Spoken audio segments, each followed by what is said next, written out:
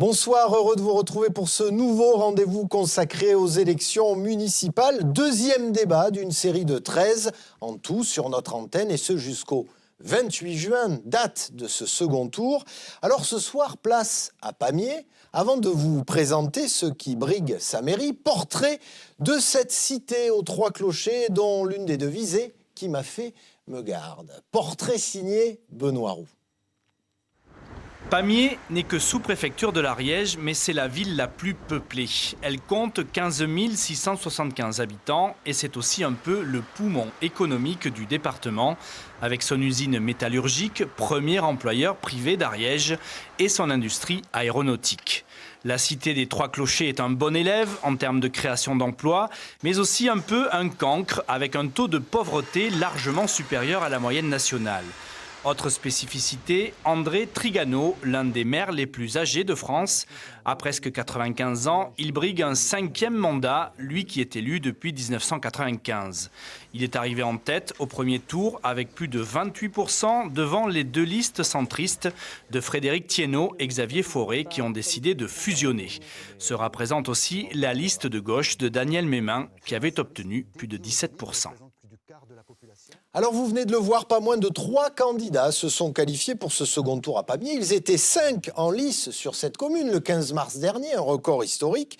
Je vous présente donc ces prétendants à la mairie de Pamiers par ordre alphabétique, tout en leur posant une première question d'introduction sur laquelle je vous demanderai, madame, monsieur, d'être assez court. Daniel Mémin, bonsoir. Bonsoir.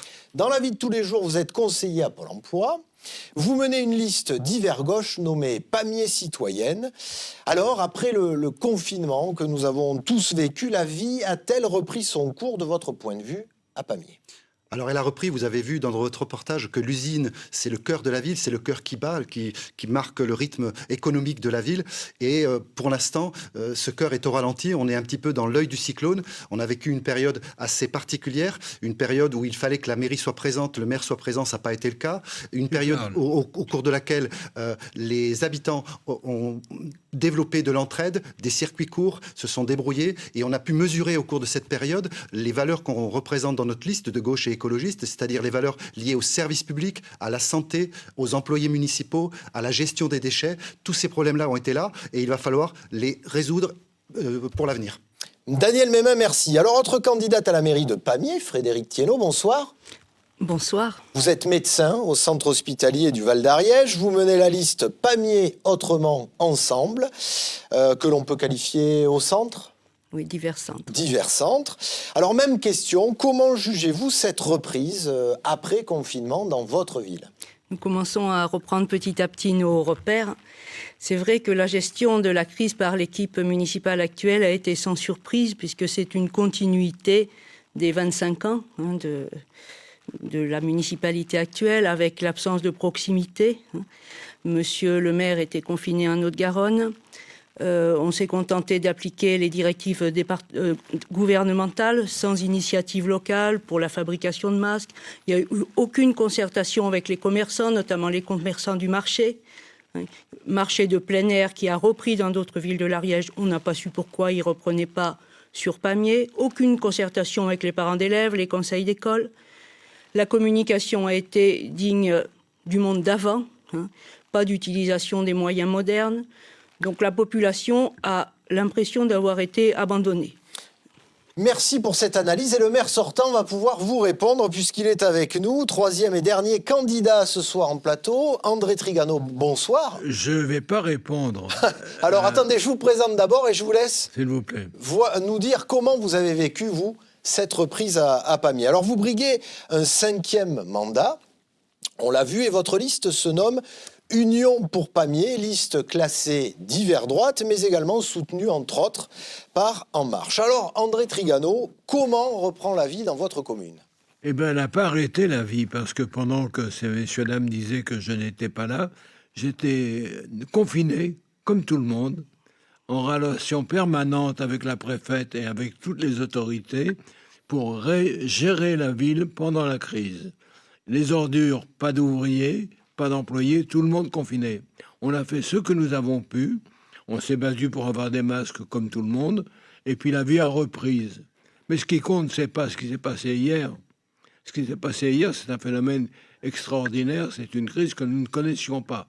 Il a fallu faire face, et je n'ai pas bougé de mon domicile, parce que quand on est confiné, on respecte. Et en plus, nous avons en permanence, avec les adjoints, avec bien entendu les services techniques, géré le mieux possible. Alors évidemment, sans ouvriers, sans salariés, sans ramassage d'ordures, je ne sais pas comment on fait. Alors on a fait le possible et on a géré la crise, mais demain, on va gérer la reprise. Alors on va en parler de demain justement, Oui, ce sera le thème de cette émission. Moi, je regarde toujours devant. Qu'est-ce qui va se passer aujourd'hui? Merci à vous trois, en tout cas, pour cette première analyse. Abordons maintenant la première thématique de ce débat. Elle concerne le centre-ville de Pamiers. Et comme beaucoup de centres, eh bien, il cherche un second souffle. Et vous allez voir, les habitants vous attendent sur ce dossier. J'aurais aimé leur demander s'ils vont tenir parole pour rattraper le centre-ville, rattraper tous ces bâtiments qui sont en faillite. Enlever tous ces centres, pas commerciaux, c'est pas ce que je veux dire, mais les parkings, enlever les parkings payants peut-être, je sais pas, redynamiser le centre-ville, je sais pas. S'ils vont tenir parole, voilà, c'est ça. Sur l'affaire de 7 mois, il y a quand même 4 boutiques qui ont fermé. Et ça serait bien de redynamiser le centre-ville de Pamiers. Faire revenir d'autres boutiques, des boutiques, des marques porteuses. Et remettre les parkings payants comme ils étaient pour que ça fasse venir un peu plus de monde. Tout en sachant que quand même, il y a 1h30 de stationnement gratuite. Alors, un programme de rénovation urbaine est d'ores et déjà lancé et prévu. Plusieurs millions d'euros de subventions sont attendus. Seulement, la crise économique est passée par là. Alors, est-il toujours possible et souhaitable de réaliser ce grand projet en l'état? Et que faire pour redynamiser également l'activité économique et le lien social au cœur de Pamiers? Daniel Mémin, le tirage au sort vous a désigné pour lancer le débat sur cette première problématique. Et là aussi, comme vous l'avez été au départ, je compte sur vous pour être assez synthétique et que nous puissions en débattre ensuite. Vos priorités pour le centre-ville. Alors, j'ai vu en arrivant dans vos studios que le slogan, c'est « Rien ne se fait sans vous ». À Pamiers, tout doit se faire avec tout le monde et c'est un des défauts de la ville. On a 2 équipes sortantes, Monsieur Trégano avec son équipe, Madame Thienot qui a été rejointe par des adjoints de Monsieur Trégano qui ont un bilan assez lourd. Le bilan, on pourrait le résumer à une façade que vous avez en centre-ville, qui est une villa major, c'est-à-dire une belle façade, et derrière, rien. À des vitrines, vous l'avez vu dans votre reportage, qui sont avec Pamiers la dynamique, et derrière, rien. Donc c'est un centre-ville, c'est un centre vide qu'il faut réhabiliter et qu'il faut redynamiser. Il faut le redynamiser et le réhabiliter avec l'ensemble des quartiers de la ville. Effectivement, le cœur de la ville est au centre-ville, les commerçants, les artisans. Et nous, on a un programme très ambitieux par rapport à ça. C'est redonner la vie, redonner de l'activité, redonner de la vie économique, de la vie culturelle, de la vie associative. On a un réseau associatif qui est particulièrement riche à Pamiers, qu'on compte soutenir. On a un patrimoine architectural énorme, qui est un bijou. Il y a vraiment des bijoux importants. Et donc, on compte également les remettre, et on a des projets concrets. On va parler de tout ça. Votre constat, André Trigano, sur ce centre-ville, vous vous dites, ça y est, le projet est lancé, je dois maintenant le poursuivre, c'est ça? Mais monsieur, en 2008, nous avons lancé le projet. On a mis 10 ans pour obtenir de l'État 20 millions de subventions sur un projet établi, financé, prévu. Il y a un quartier pauvre, nous le savons, 3600 habitants sur 15 600, ce sont des gens en difficulté qui sont rabattus sur des maisons fermées avec des loyers non payés puisque c'est la CAF qui paye pour eux. Toute la pauvreté s'est ramassée sur ce quartier. Et c'est pour cela que nous avons été sélectionnés au cœur de ville, contrat d'ANRU, rénovation urbaine, et tous les contrats. Et c'est pour ça aussi que l'État nous a accordé avec les partenaires 19 800 000 euros de subventions. On a un projet de 44 millions qui est en cours. J'ai signé au nom de la ville de Pamiers et je l'honorerai. Frédéric Thienot, ce centre-ville pour vous, c'est quoi la priorité pour le redynamiser? Donc, pour nous, c'est une priorité, effectivement, la redynamisation du centre-ville. Donc, je nommerai un élu référent pour cette mission parce qu'il faut concentrer l'ensemble des politiques de la ville autour de ce thème. D'abord, il y a la problématique de l'habitat. Il faut absolument un habitat pour tous, avec un habitat pour les personnes à mobilité réduite, un habitat pour les aînés, un habitat pour les jeunes. Nous mettrons en place un habitat partagé, notamment, et des habitats collaboratifs, ainsi qu'une résidence senior autonome. Il est très important, compte tenu des 900 logements indignes qui sont sur la commune, de favoriser leur réhabilitation avec la mise en place du permis de louer et un accompagnement des propriétaires dans le cadre d'un guichet unique habitat. Il faut aussi un centre-ville qui attire avec des commerces qu'il faut soutenir, avec des commerces novateurs, style les boutiques de saison, les boutiques paysannes. Il faut aussi un toit pour le marché. Quand il pleut, les commerçants gagnent beaucoup moins d'argent et ça fragilise vraiment l'existant. Vous voulez taxer les friches commerciales également? Voilà, tout à fait. Ça permet de réhabiliter des locaux qui sont vacants. Ça permet de redynamiser et d'enlever ces... comme les logements indignes, les locaux abandonnés. Donc il faut aussi que ce centre-ville attire par des activités culturelles, des divertissements, un cinéma en centre-ville. Centre-ville qui doit aussi être accessible, bien évidemment, notamment avec les mobilités douces, piétons, vélos. Il faut revoir Forcément. complètement la gestion des parkings avec un parking résidentiel qui s'impose et des parkings de transit qu'il faut organiser. Bien sûr, tout ça associé à une tranquillité publique renforcée. On a fait le tour. Daniel Mémin. Ça, c'est un catalogue de propositions. On a fait le tour du centre-ville, voilà. finalement. Mais il y a des bijoux, on parle du Carmel, on parle de la Providence. Ce sont des bijoux architecturaux qui donneront envie aux gens de s'arrêter, de venir fréquenter ce centre-ville. On a également un projet très clair de maison de santé. On a pu mesurer dans cette période-là la difficulté pour les gens d'accéder à la santé pour tous, sans condition de ressources. On a vu également l'importance, dans la période qui s'ouvre, de végétaliser ce centre-ville, de lui donner de la couleur des arbres. Donc ça, c'est quelque chose qui est important. C'est important de nous redonner confiance et espoir. Et le centre-ville, c'est ce qui attire, mais c'est ce qui aussi irrigue l'ensemble de la ville. Je voudrais dire un petit mot sur le contrat ANRU qu'évoque M. Trigano. Ce contrat ANRU, il m'attriste beaucoup. Agence nationale de rénovation urbaine, je précise pour nos téléspectateurs. Voilà. Il m'attriste beaucoup, pourquoi? Parce que nous pouvons bénéficier de ce contrat ANRU parce que nous sommes une des villes les plus pauvres de France. Vous avez organisé la pauvreté de cette ville et je ne vois pas pourquoi on se réjouirait de ce contrat. On va laisser répondre André Trigano, pardon, allez-y. Non, mais c'est une plaisanterie. Seuls les chiffres vrais parlent. 12 800 habitants lorsque nous sommes arrivés, 15 800 aujourd'hui, premièrement.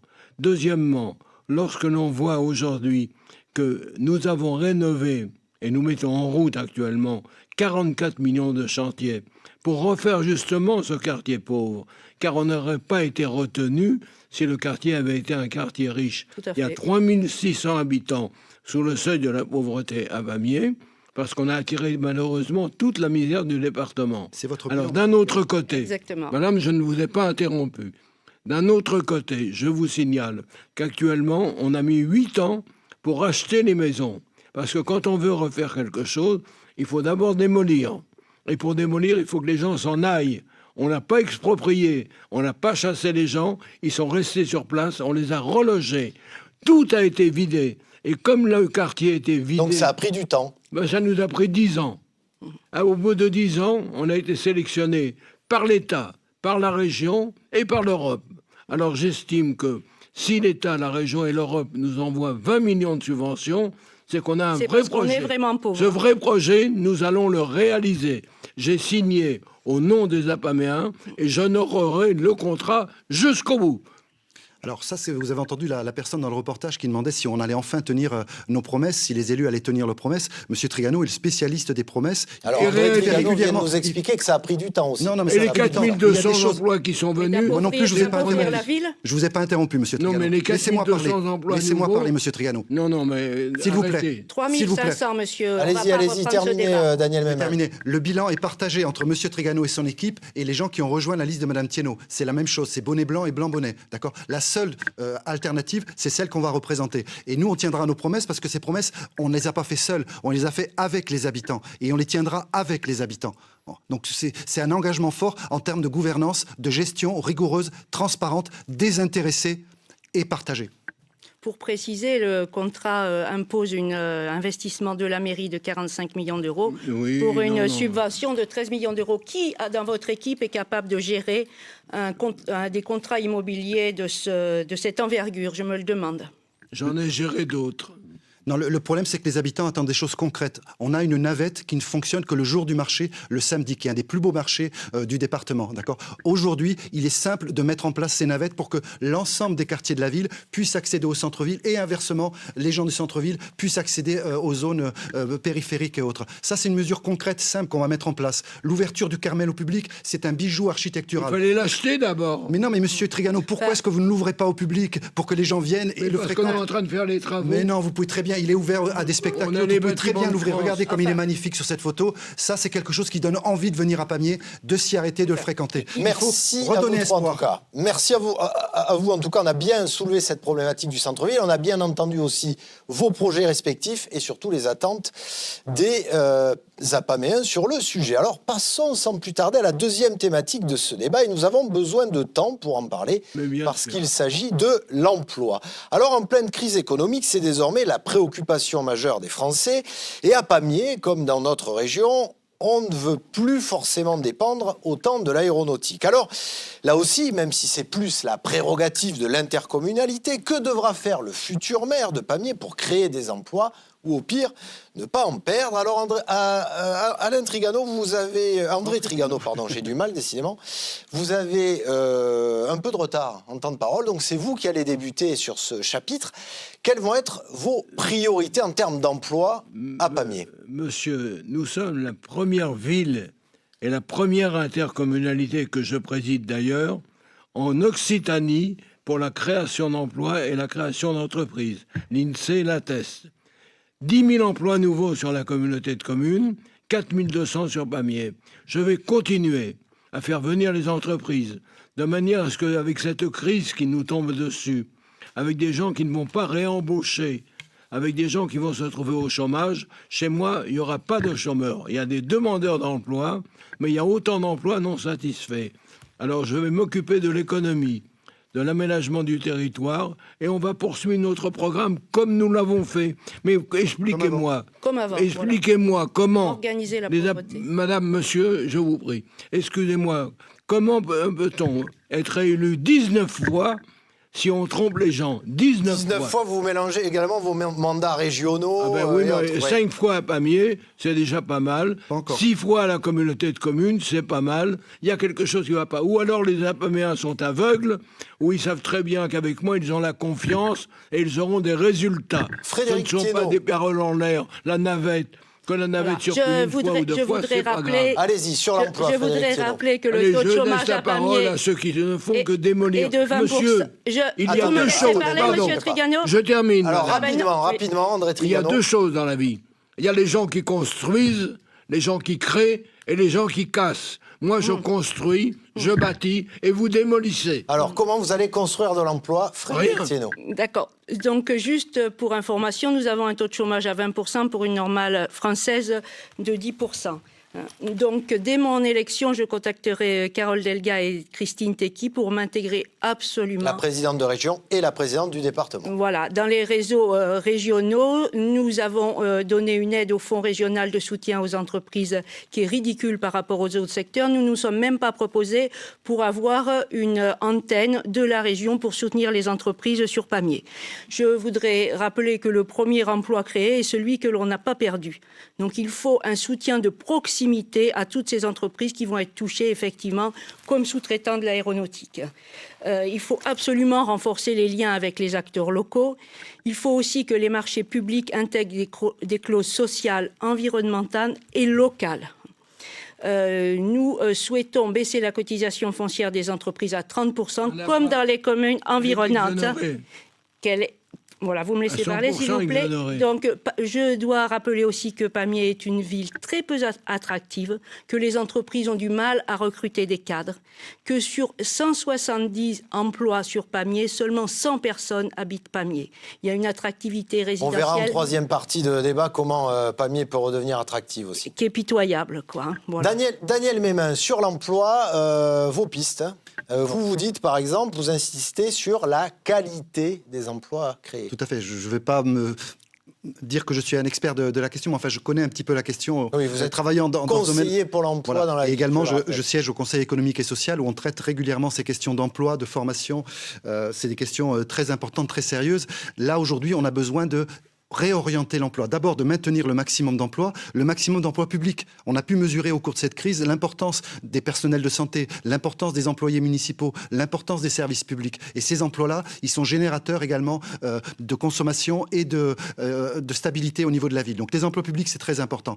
Sur les emplois privés, il faut arriver à diversifier. La difficulté de Pamiers, c'est qu'on a une mono-industrie. On a plus de 3000 emplois.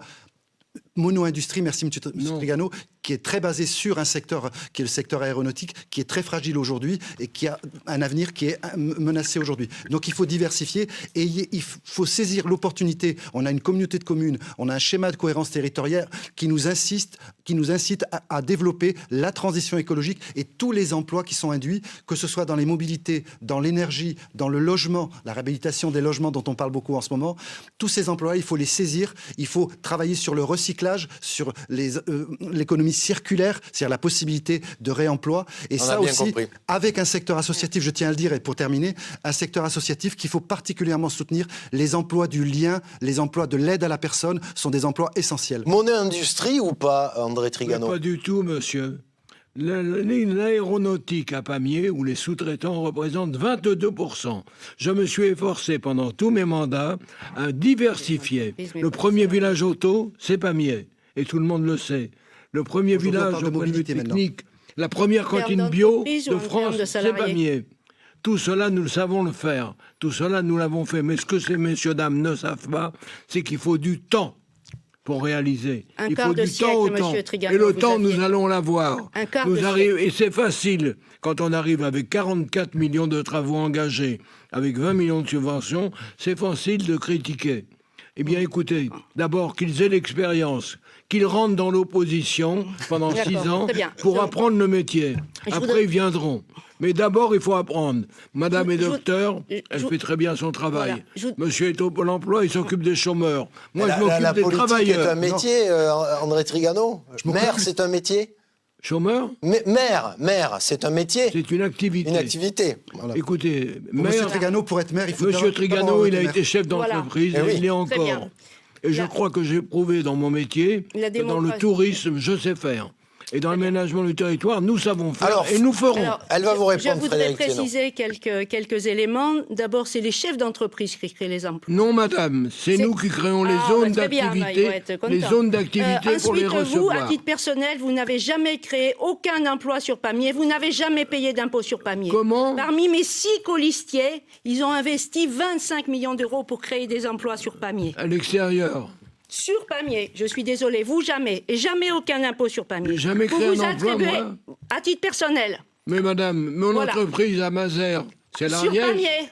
Je parle de Pamiers, Mais monsieur, je pourquoi parle de la voulez-vous qu'ils commune de soient à Pamiers? Pamiers. Ils sont à 12 kilomètres. Jusqu'à preuve du contraire, Allez, nous madame, parlons c'est de la des commune de chicaneries, Pamiers. ça. Au Ensuite, pays, vous vous au moment où on attribuez parle de plein de l'Europe. réalisations qui ne sont peut élever le débat absolument pas de votre fait. Est-ce qu'on Enfin, peut- c'est quand même important. Mais vous parce que- connaissez pas, vous n'avez Daniel pas Mémin, allez-y, l'expérience. vous êtes en retard en plus au niveau du Voilà. temps Est-ce de qu'on peut parole. amener un peu de sérénité et de sérieux dans ce débat? Parce que là, on a deux listes qui Ben, se moi, j'en ai On a concurrencent. deux points de vue pour le moins opposés, on va dire. Pour le moins opposés, enfin, avec Allez-y. des chefs Allez-y. d'entreprise, avec C'est des chefs facile de critiquer. avec des personnes qui sont des chefs d'entreprise, qui sont intéressés bien évidemment à la vie de la commune, qui ont un intérêt souvent personnel.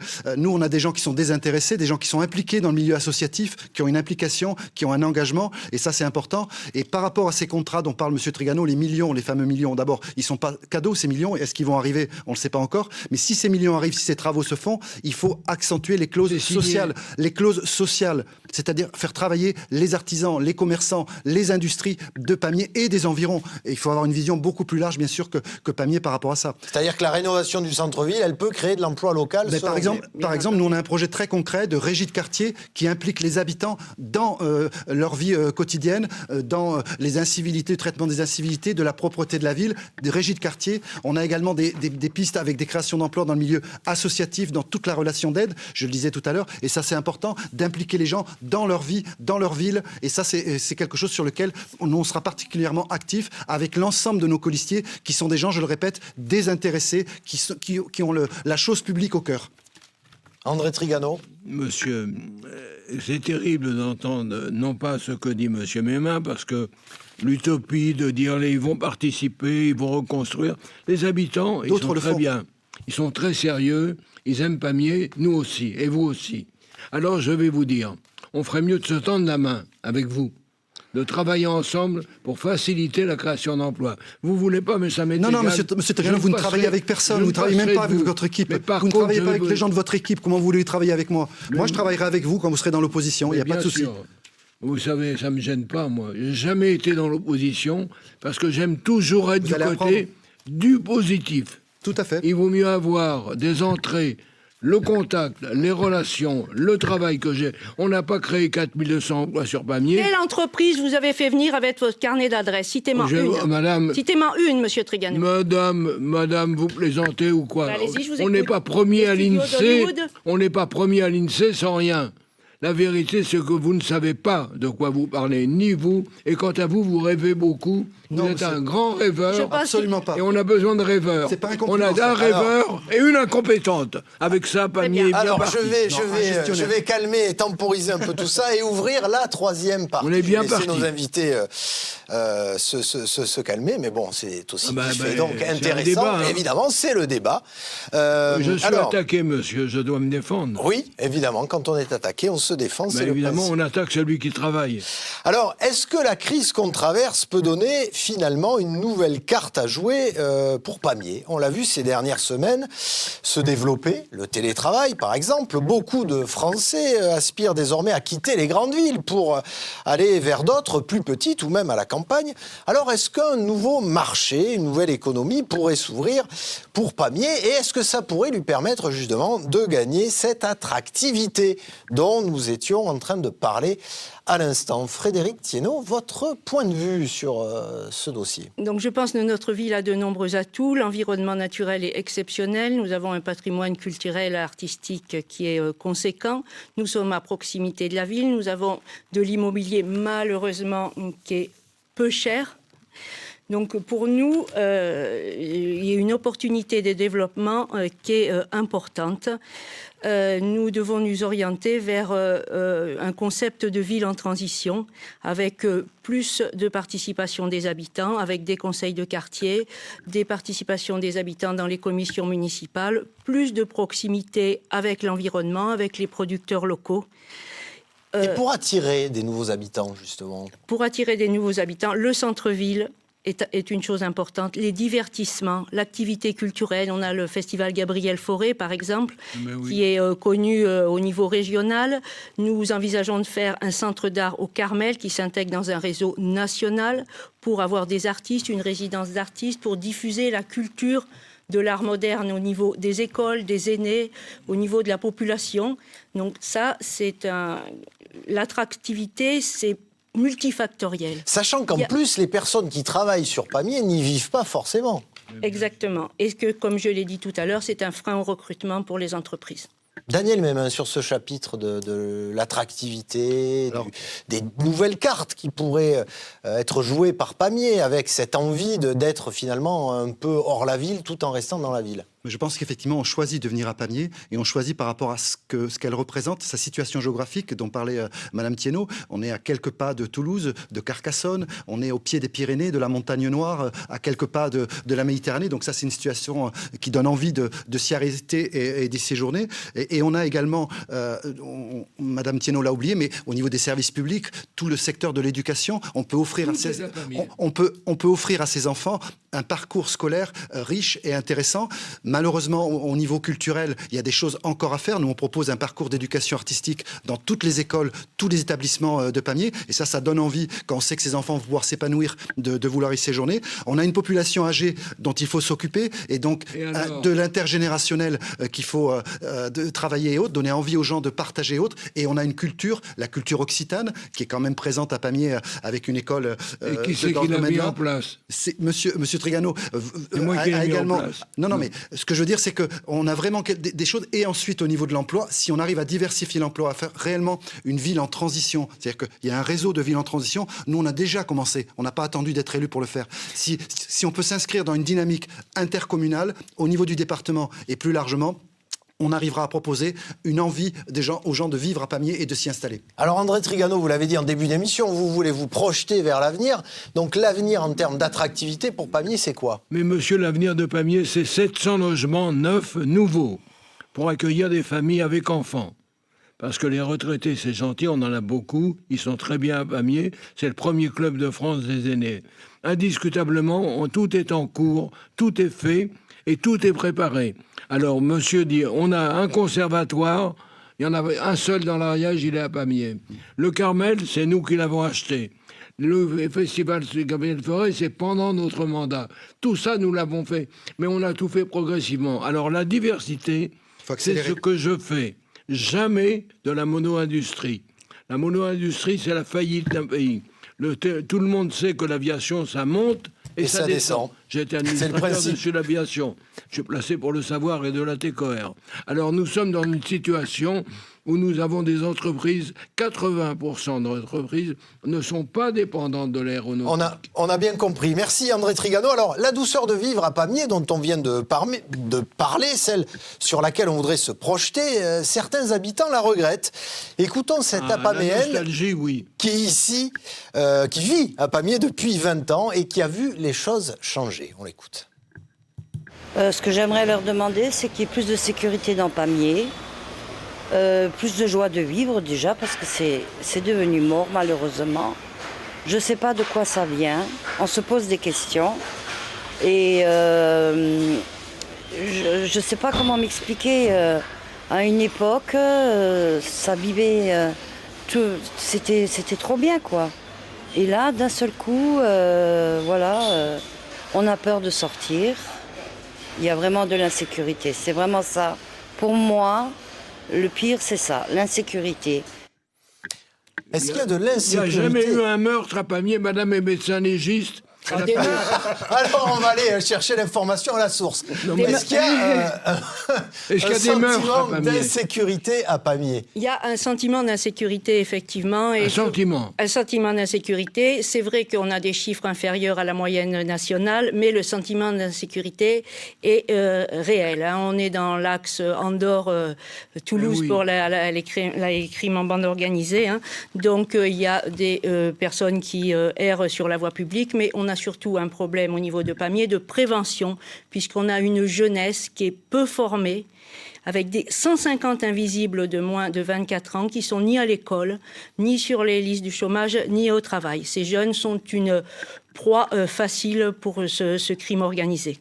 Donc il est hyper important d'assurer une fonction de prévention et avoir des relations extrêmement opérationnel avec les services de l'État, comme la police nationale et la préfecture. Voilà. Donc vos priorités, ce serait quoi? Plus la prévention que mettre plus de policiers municipaux, par exemple? Avant de rajouter des policiers municipaux, il faut les intégrer dans l'intégralité de leur mission. Les policiers municipaux ont vraiment une mission de proximité, de médiation, de contact avec la population. Ils doivent aussi être en lien avec l'espace jeunesse que nous allons créer pour permettre une accroche à ces jeunes qui seraient orientés vers la délinquance. Donc une grosse partie de prévention, mais aussi des groupes de travail avec notamment les commerçants, les écoles, pour essayer d'assurer au mieux une certaine répression. Voilà. Sur ce chapitre, ce sentiment d'insécurité, André Trigano? Monsieur, le sentiment d'insécurité, c'est le sentiment d'incivilité. Je ne suis pas responsable. des parents qui élèvent mal leurs enfants, qui les laissent dans la rue le soir, etc. On essaye de leur faire comprendre, c'est pas facile. J'espère que Mme Dienot nous aidera là-dessus. Qu'est-ce qu'on peut faire pour ces jeunes? Mais monsieur, leur donner du boulot, leur donner envie de travailler, ne pas leur donner des allocations qui leur permettent de ne rien faire. C'est pas quand on est chez soi avec 84% de salaire sans rien faire qu'on apprend un métier. Il faut leur donner l'envie et il faut leur donner l'espoir. Il faut que, comme moi, ils croient en leur avenir. Moi, je ne suis pas sorti d'un truc extraordinaire, mais j'ai toujours combattu, je me suis toujours battu pour qu'on réussisse. Et demain, on réussira Pamiers envers et contre tous. Daniel Mémin, sur ce sentiment d'insécurité, avant qu'on en arrive au message de conclusion. Alors, on l'a entendu tout au long de la campagne, ce sentiment d'insécurité. Nous, on a apporté des réponses claires sur la présence sur ce centre vide, qui ne doit plus être vide, mais peuplé d'habitants. Déjà, on le combattra. Par rapport à la jeunesse, effectivement, il y a toute une série de services à la Maison des Jeunes et de la Culture que je tiens à saluer particulièrement par rapport à son travail, mais il manque de coordination. C'est de la coordination, c'est des gens qui travaillent dans leur case et qui ne communiquent pas entre eux, que ce soit la police municipale, les services sociaux ou autres. Il faut remettre de la cohésion là-dedans. Il y a des outils qui existent, qu'on activera, qu'on fera fonctionner, et il y a surtout de la présence humaine, du lien entre les quartiers, entre ce centre-ville, et avec des activités qui seront présentes et qui effaceront automatiquement ce sentiment d'insécurité. Ceci étant, il faudra, sur les incivilités, faire de la répression, de la sanction, parce que c'est aussi pédagogique. Répression aussi, vous avez un tout petit peu, 30 secondes de temps de retard sur le temps de parole, Frédéric Thiénot. Il faudra de la répression aussi? Donc les compétences de la commune... Sanction. Les compétences de la commune en termes de répression sont limitées. Ça peut être une coordination avec la police nationale, sachant qu'on peut effectivement, c'est dans les pouvoirs du maire, sanctionner les épaules d'ordures, les incivilités. Voilà.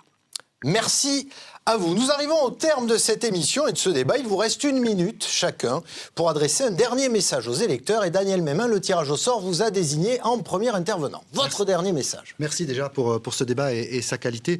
Moi, j'ai choisi d'habiter à Pamiers il y a plus de 30 ans. J'ai appris à l'aimer, à la connaître, à l'apprécier, à vouloir la défendre, à vouloir la représenter, à vouloir vous représenter. Et avec les femmes et les hommes de notre liste, nous voulons tourner cette page de listes qui sont tournées vers le passé et qui veulent gérer la ville à l'ancien monde. Nous avons face à nous des défis, des désordres écologiques et sociaux qu'il va nous falloir combattre, qu'il va nous falloir anticiper.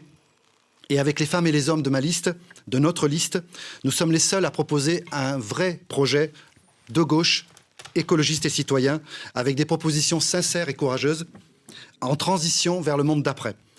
Donc pour une ville et une communauté de communes qui nous ressemble et qui nous rassemble, votez Pamiers citoyenne, le 28 juin, votez Mémin. Merci à vous, Frédéric Thiénot. Le dernier message que vous souhaitez envoyer aux électeurs. Donc, le programme de Pamiers Autrement Ensemble a été élaboré durant 1 an à la suite de 6 réunions de quartier et d'une centaine de rencontres avec les experts divers de la commune. Nous sommes à l'écoute de tous. Ce programme, il est loyal, réaliste et viable. Il ne s'agit pas d'un dépliant style voyage sur la Lune avec des réalisations pharaoniques. Il ne s'agit pas de prévoir des travaux dont le prix final est multiplié par 4. Nos compétences, c'est l'addition et les pluralités. Je citerai les chefs d'entreprise, des commerçants, des responsables de la culture, de la jeunesse. Nous avons un management de concertation, une équipe qui écoute chacun, une équipe où le maire, in fine, uniquement arbitre. Seul, on va plus loin, ensemble, on va plus vite.